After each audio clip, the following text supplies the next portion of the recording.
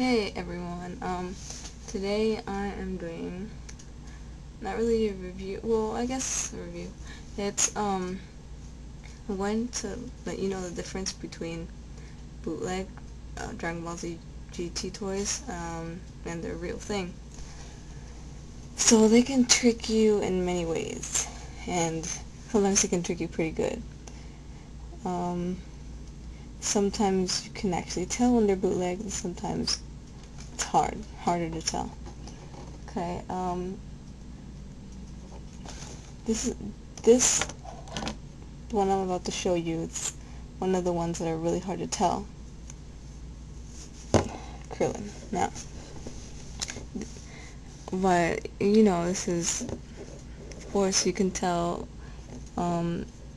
this is a bootleg of the Irwin Krillin. Now, it's hard to tell when you look at him. You know, from the front, it looks so, it looks like it's so original. Has a symbol and everything right here. You know, everything looks like the real thing. Here's how you can tell it's fake. Well, there's no symbol on the back. Krillin, the one that Irwin has, the one that Irwin made, has a symbol on the back. Okay, now this one doesn't. That's the main way you can tell that it is bootleg.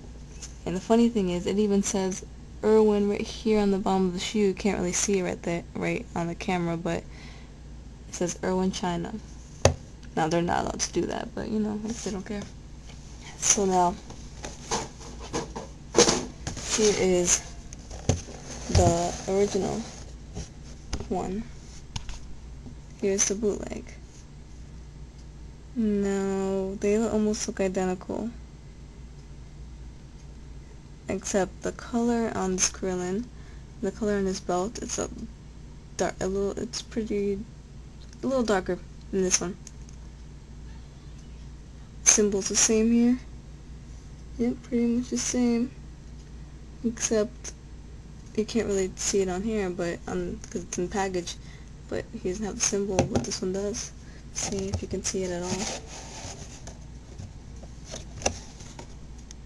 No, you can't. That was one of the harder to tell ones. Now,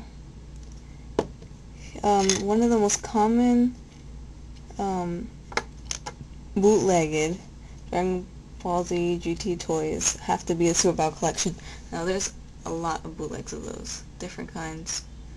Some of them good, some of them not. Okay, so here's an example. Bad Super Battle collection bootleg. Okay?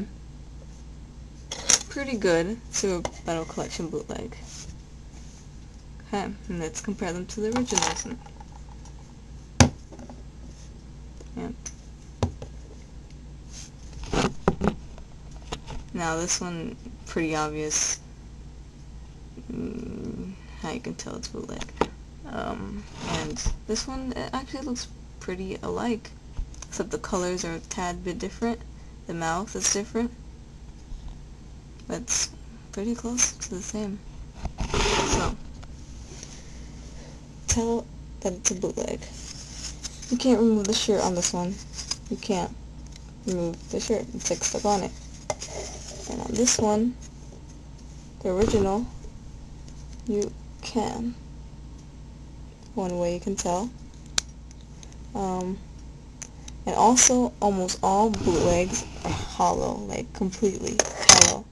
See that? Did you hear that when it fell? Hollow, hollow. Solid. Yeah. That's totally the material, you know, the type of plastic, just hollow, like, you know, that's how you can tell. And this one too, this one's also hollow, right here. You hear that? It should sound hard, not like hollow, you know. You can always tell. And of course, this one you can just obviously tell it's a bootleg just by looking at it. It's like a dark Goku, a tan Goku, I don't know. Anyway. And here's another example of a Super Battle collection bootleg. Bootleg pan. original pan, bootleg little Goku, original little Goku. There. Look pretty similar, don't they? You can also tell if it's a bootleg by, like, if the colors are not completely, like, if the figure is not completely colored. Like Pan, her gloves are not colored here. It's supposed to be gray. They're not on this one. Again, with the hollow. Hollow, hollow. No. And little Goku looks kind of similar, except, again, you can't take off his shirt, and you can on this one. And hollow. Yeah. Keep on with the cheap hollow material. And they're like usually, they're usually held together with screws. Yeah. And now, the Superbot Collection ones can fool you quite a bit with the packaging. Like, it looks almost identical to the original one. For example, this Vegeta I have, it is a bootleg. Very much bootleg. It looks official by the box, you know, exactly the same as how it should be. Nothing bootleg about the box. But then again, you can also tell by the figure. The figure looks pretty bootleg. But I mean, if it looks pretty close to the real thing, you're not quite sure if it's bootleg or not, here's how you can tell. Here's an original box, like the real thing. The real thing. And here's the bootleg box. You can tell that it's fake because you always have to look at the right bottom corner of the box. This one does not have a symbol on it. Doesn't say Bandai. This one does. It has to say Bandai on it. If it doesn't say Bandai, then it's a bootleg for sure. Yeah. Should say it on the back. It should say it on the back anywhere. No, it doesn't.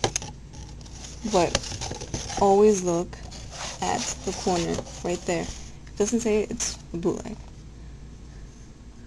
And also, you see where it's, you can't really see, it's blurry, but it says here, copyright 1996 for Studios, Toei Animation, whatever, right there, that white letters you can't see.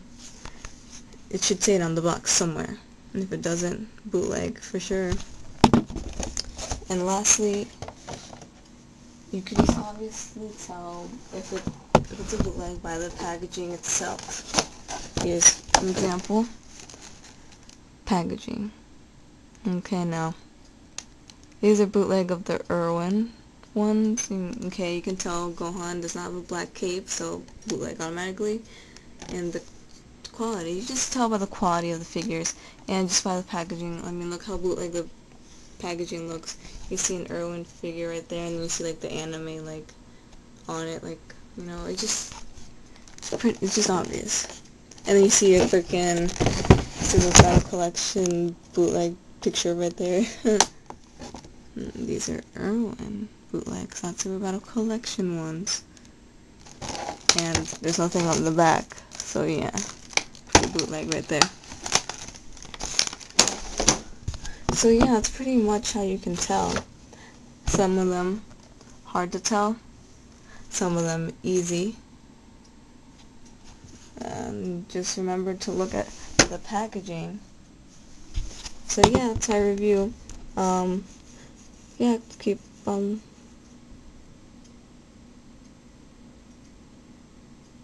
make sure to subscribe and keep on until next review.